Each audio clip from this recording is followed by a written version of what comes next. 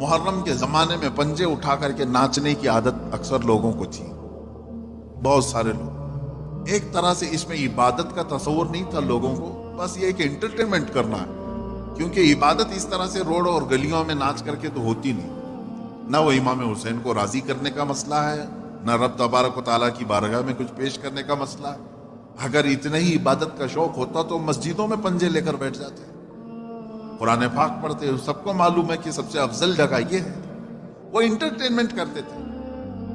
اب ہوا یہ کہ ہم نے کہا کہ یہ بے حرمتی ہو رہی ہے، مولا حسین کے نام پر بے حرمتی ہو رہی ہے۔ اصل بات پنجہ تو آج تک امام حسین کا ملا نہیں، پنجہ ملا نہیں۔ حضرت عباس علمبردار کے پنجے کٹے تھے یہ سنا ہے، روایات بھی، لیکن اس کی شبیہ، اس سے ملتی جلتی تصویر کچھ ملی نہیں۔ اب رہی بات تعزیہ کا مسئلہ، تعزیہ جو ہے اس کا مسئلہ مختلف ہی ہے، اتنا میں بتاؤں گا، کنفیوز نہیں ہونا۔ تعزیہ کو شرائط کے ساتھ اگر بٹھایا جائے تو جائز ہے، لیکن وہ شرائط پورے کرتے نہیں لوگ، اور ہم نے اگر اتنا ہی شوشہ کھول دیا تو بڑے بڑے دروازے لوگ کھول لیں گے۔ بات صرف اتنی تھی تعزیہ کی، امام حسین کا جو روزہ ہے اس روزے کی شکل کی کوئی چیز بنا کر کے آپ نے رکھ دیا، تو کسی بھی بزرگ کے روزے کی شکل بنا کر کے رکھنا مستحسن ہے، کوئی حرام کام نہیں ہے، ناجائز نہیں ہے۔ جیسے ہم گنبد خضرا بناتے ہیں، خانہ کعبہ بناتے ہیں، ہوتا ہے گنبد خضرا جہاں ہوگا ہم تعظیم کے ساتھ دیکھتے ہیں، لیکن اس کے ساتھ اگر ایسے معاملات ہوں کہ اس کو لے کر کے سڑکوں پہ ہم گھومیں گے، ناچیں گے، اور پھر اس پر چڑھاوے کریں گے، پھر اس کے ساتھ اپنے اپنے عقیدے جوڑ لیں گے، تو یہاں سے شیطان پھر گمراہ کرنا شروع کر دے۔ خیر یہ بات الگ ہے، تعزیہ کا بات۔ رہی بات پنجے کا، پنجے کی جو لاجک ہے وہ نہیں سمجھ میں آئی، مجھ کو سمجھا دے۔ میں نے اس سے قبل بھی بہت پہلے ہی کہا تھا، میں خود اٹھاؤں گا۔ پنجے کی کیا خصوصیت ہے؟ اگر امام حسین شہید کربلا رضی اللہ تعالیٰ عنہ کے ہاتھ کا نشان لے کر کے کوئی اٹھا کر گھومتا ہے، میں تو کہوں گا ہاتھ کیوں اٹھاتے ہو؟ اس سے بہتر ہے کہ مولا حسین کا قدم اٹھا کر کے گھومیں، کیونکہ ہمارے لیے ان کے قدم تک پہنچنا بھی بہت دور کی بات ہے۔ قدم اٹھا کر کے کوئی گھومتا ہوا نہیں دکھا مجھے، کوئی تلوار اٹھا کر کے دکھا۔ تو اس میں ہاتھ کی کیا خصوصیت ہے یہ تو مجھے لاجک اب تک نہیں معلوم، بہرحال ایک ٹاپک الگ ہے۔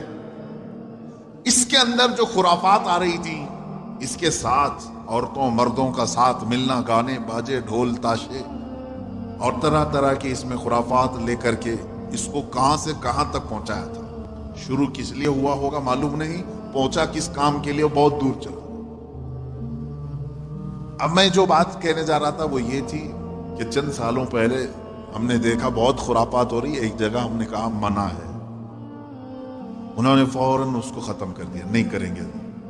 ہاں میں نے یہ کہا کہ ٹھیک ہے، مولا حسین کے روزے کی شکل بناؤ، ہر گھر میں بنا کر کے رکھو، یاد کے لیے اچھا ہے، اپنے بچوں کو دکھاؤ کہ یہ مولا حسین کا روزہ ہے۔ ہم جیسے گنبد خضرا رکھتے ہیں اپنے گھروں میں، خانہ کعبہ رکھتے ہیں، امام حسین کا روزہ رکھنے میں کون سی دقت کی بات ہے؟ میں اتنا زیادہ مخالف نہیں ہوں ان چیزوں کا، رکھو، آپ پیتل کا بناتے بناؤ، تانبے کا بناتے بناؤ، سونے کا بناتے ہو بناؤ، اس میں حرج نہیں۔ ہم جس چیز کی مخالفت کرتے ہیں وہ خرافات و حرام کاریاں جس کو باہر سڑکوں پر کیا جاتا ہے، میں اس کا مخالف ہوں۔ خیر بات آئی، بند ہو گئی، لیکن ہوتا کیا تھا معلوم ہے؟ چند دنوں کے بعد دوسرا محرم آیا تو گھر والے کہتے ہیں کہ حضرت وہ تو بند ہیں لیکن بچے ویسے ہی ناچ رہے ہیں، ہاتھ ایسے لمبے کر کے خود پنجہ بن گئے اور ناچتے ہیں۔ تو میں اس چیز کو مثال میں اس لیے بتا رہا ہوں کہ بنی اسرائیل بچھڑے کی پوجا کرتے تھے، حکم آیا ان کے قتل کا، قتل بھی ہوئے، بچھڑا بھی مار دیا گیا، لیکن زمانے تک ان کے دلوں سے بچھڑے کی محبت گئی نہیں تھی۔ وہی ذکر آج کی آیت میں نے پڑھا ہے، اللہ فرماتا ہے ثم اتخذوا العجل من بعد ما جاءتهم البینات، پھر یہ بچڑے کو ایسا لے کر کے بیٹھے رہے جبکہ ان کے سامنے کھلی ہوئی نشانیاں تھی۔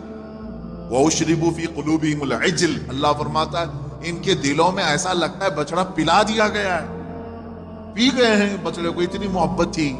जबकि रोशन आयतें और दलीलें देखी। तो खुलासा यह है मेरे अजीजों, कहने का मतलब कि बाज चीजें गुमराहियां ऐसी हैं जिनको छोड़ने के बाद भी वो कचोके लगाती रहती हैं। बुरे गुनाह भी ऐसे हैं जिनको छोड़ने के बाद वो दोबारा दिमाग में वसवसे डालते रहते हैं। इन कामों को हतमी तौर पर अपने तस्वुर में भी ना आए। अऊज़ु बिल्लाहि मिन शर्रि शैतानिर रजीम कसरत से पढ़े। अऊज़ु बिल्लाहि मिन शर्रि शैतानिर रजीम, मिन शर्रि शैतानिर रजीम।